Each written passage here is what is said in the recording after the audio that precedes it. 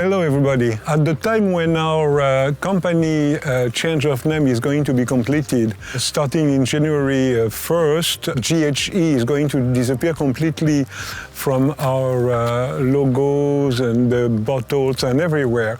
And we will be completely transformed to Terra Aquatica, which we like. We love that name. It's been difficult at the beginning because we pushed GHE for so many years that it was a bit sad to have to kill a brand that we've been working so much to establish on the market. Anyway, we like very much Terra Aquatica, and at the time when this change is going to be completed, I think it's a good opportunity to make you visit a little bit of our company and our greenhouses to show you that we are still small, family-like company in the same value that GH had at the beginning, and we are not transformed into a big corporation like our competition would like to make you believe. So follow me and I will show you a few of the most essential parts of our company.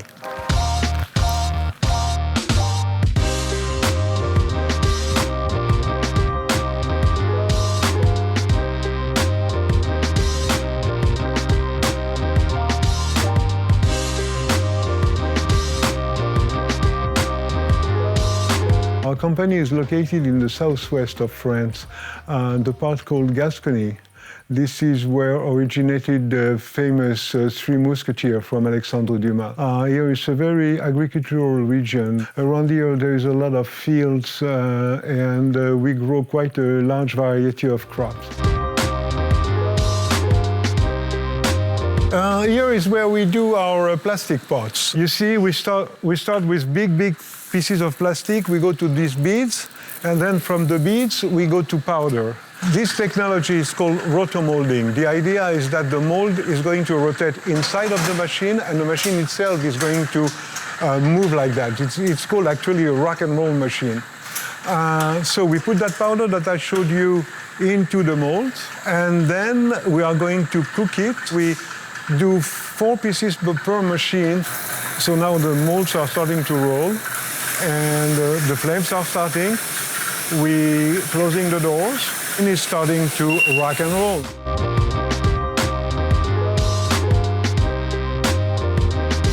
This big machine is used to make our biggest pot. I will show you later which one we make in that machine. The idea is that the whole structure is going up this way, all the way to the post, and then it's going down this way. And then it goes up on this side and then down again. This is a relatively long process, but it makes pieces that are so strong that you can give them to your son and your grandson. So now it's the next step. We are going to open the door.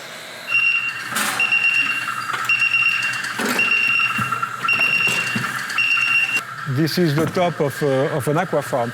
And this part, of course, is the part that we are going to recycle indefinitely, even the burrs. I'm going to show you all the equipment to recycle that plastic.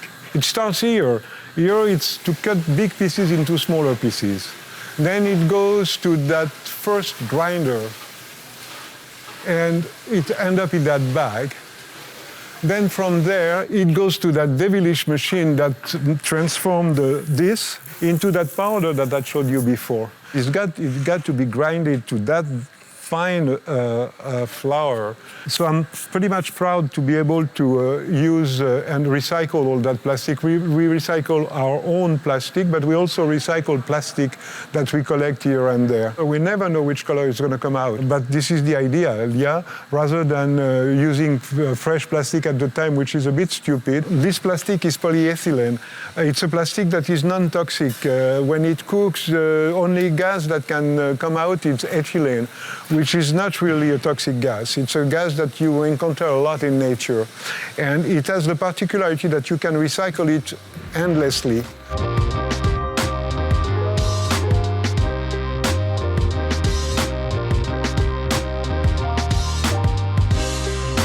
On this table, we do all the many holes that we need to do, the different covers. It's an electronic machine. It just has to be programmed.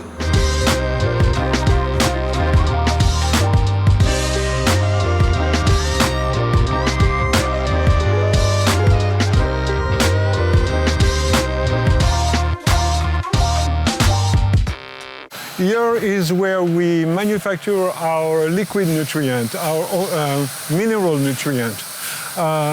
We put the powders in that bin here, and then it's a big motor there that makes it turn indefinitely, goes into that tank, and voila, it's like a cooking recipe. We add ingredients one after the other one, and we let it turn and cool and dissolve for a few hours, and then it goes into that tank, it is ready. Then from there, it goes into another tank, waiting to be bottled. Every day we make 4,500 liters of one nutrient, whichever. Today it's a hard water micro. A little mention about GHE. It's about the last time that you are going to see it, because starting January 22, our identity will completely finish changing, and we will not even have a GHE mention on our bottles. These are not the final design. We are going to change that in time. It's a transition between GH and Terra Aquatica.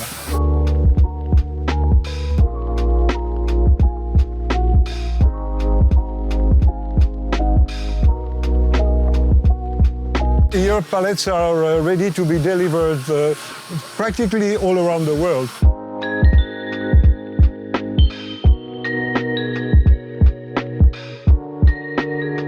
Welcome to our new research and production greenhouse. Come in. So this is our new building where we are going to do research on many things. New product, but a lot more than new product.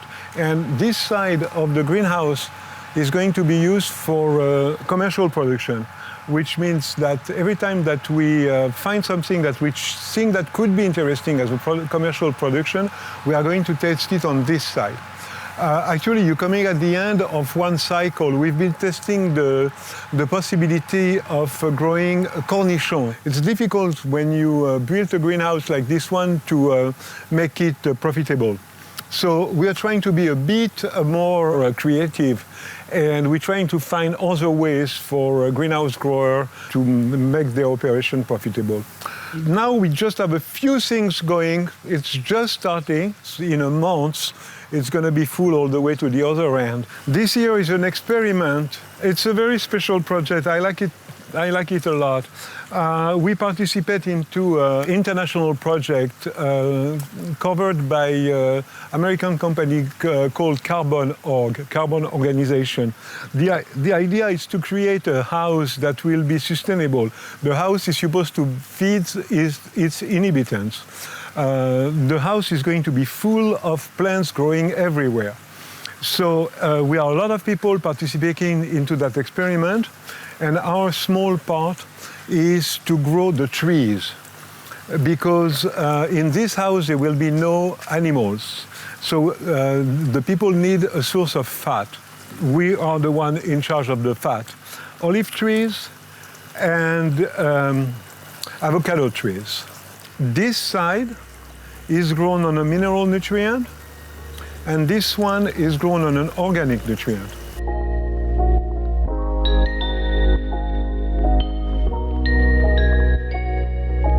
We are experimenting with bacteria for keeping the phosphorus in solution. I don't have the final result yet, because as you see, we have to do a last cut to be able to really make a measurement. But from what I can see visually, it's the second time that I grow a variety of basil. The other one was green, and I got even better results with organic than with mineral. This is part of the same experiment. Here we have soil as a substrate, we have cocoa perlite as a substrate, and we have pure water. This is the mineral, I believe, and this is the organic. They haven't been cut at the same time, so the way they look doesn't really mean anything. What is the meaning is going to be how much weight we get. Fresh weight, root weight, dry weight, ratio, dry weight, all that good stuff. And by the time we dry that, we'll have all the answers. But before I put something on the market, I want to know it works. When we will be finished, you're going to love it. You know probably Arnica montana from the flowers, but there is also a lot of active principles in the roots. One of the good things about our technology is that we have access to the roots. We can harvest the plant without destroying the plant. We have a partnership with laboratories.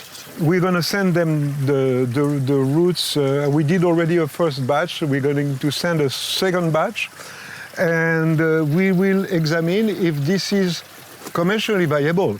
If it's valuable, then maybe we have something. And maybe this is going to be there next year, and we're going to have half of the greenhouse filled up with Arnica montana. Maybe not, we don't know yet. In partnership with laboratory, this one is a Potentia erecta. Same here, the plant is valued for its roots. So here again, we have a possibility to cut the roots and have a continuous harvest without destroying the plant. Any potential, we go to the other side and we make it big before we can really say to a greenhouse grower, hey man, you can take that plant, grow it in our system, and you're going to make money. All our line of systems, all our systems are going to become solar in a short time. So all this pile of equipment, we just need to put everything together and start the testing with the solar panels and pumps. On our ebb and grow, less than a square meter, you can grow not maybe everything you need to feed the family, but a lot of it. In this one, we have cherry tomatoes, we have peppers, we have eggplants, we have strawberries, garlic, parsley, I guess. And all this works on a small solar pump. The cost of running this equipment is zero. And it works also on our organic nutrient, of course. Since we've started this experiment, between the two bottles we've used 1 liter of nutrient, which is absolutely nothing. It gives delicious fruit. It works even on a rainy day. Even when it's very cloudy, it continues working. This is an heliconia. It's coming from the other greenhouse, but it's a beautiful plant. I love heliconia flowers. This one is a bit old, but when they are young, they are so beautiful. And this has nothing to do here, but I figure it would be nice to have a few big plants here just for the fun.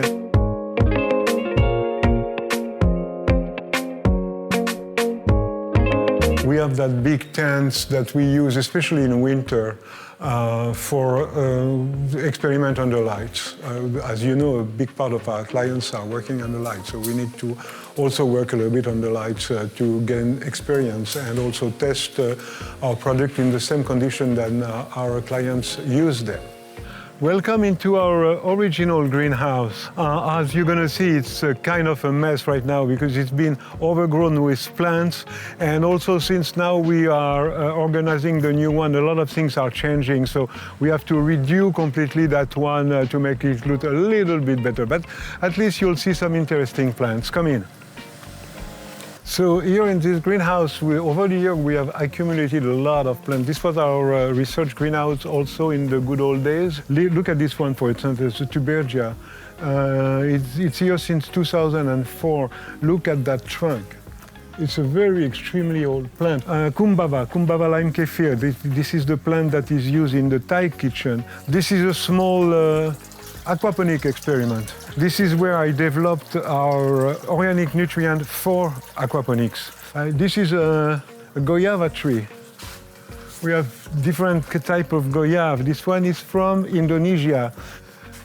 This is a hibiscus. Brugmansia is a beautiful tree. This is a carnivorous plant. And this one is a pitaya. We have some few peppers of different kinds. This is one amongst the strongest in the world. I touched it, I should not have done it, now I cannot touch my face anymore. Our cactus, they are overgrown really and they're starting to fall over. They've been growing for many years, they were well, but now they are too old, they're starting to fall all over. The idea is to cut them about at that size and let them regrow. So this one is ready, now we have to do all the rest, and it's quite a job, believe me. These are the roots you get with an organic nutrient, which is exactly halfway between earth roots and hydroponics roots. The fact that when you grow with an organic nutrient, the structure of the root is completely different. In nature, it's a 30-meter high tree. I cannot have a 30-meter high tree here, so I keep it really in a small pot. It seems to work. This one also, it's a lot of plant in a very little pot, but it works. It works pretty well. They don't need to develop the roots on a very big ways. They have everything they need right at their hand, if I can say. This shows you that something that few people know or use is that you can do a long-term hydro. This is 20 years. Feijoa, it's a tree from Brazil with a fruit with a very special taste. It's pretty good. Again, you see, you can grow big trees. This is a part of hydro that is underused, in my opinion, for decoration in a city hall, in a bank hall, in a hotel home. You can grow huge trees in a short time, and they will last forever. And the maintenance is extremely small. Bird of paradise coming at the end of the flowering. As you know, we are changing identity. Starting 2022, you will not see any mention of general hydroponics anymore. We'll have finished our transition, and we will be Terra Aquatica forever. For us, it means that we are still a little independent family-operated company, and we don't belong to a big corporate.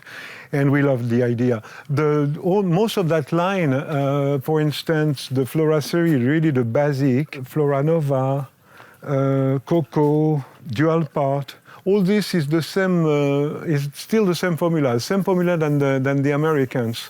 And we're going to keep it. We didn't lose the formula. We lost the labels. A bit stupid, but this is like that. For the rest, already in the past, the organic is our job. We did it here. This organic was developed by us, not by the Americans. Same with the boosters. Most of the boosters are different just because of supply and legislation. The original formula from GH are still with us, plus the one that we have developed.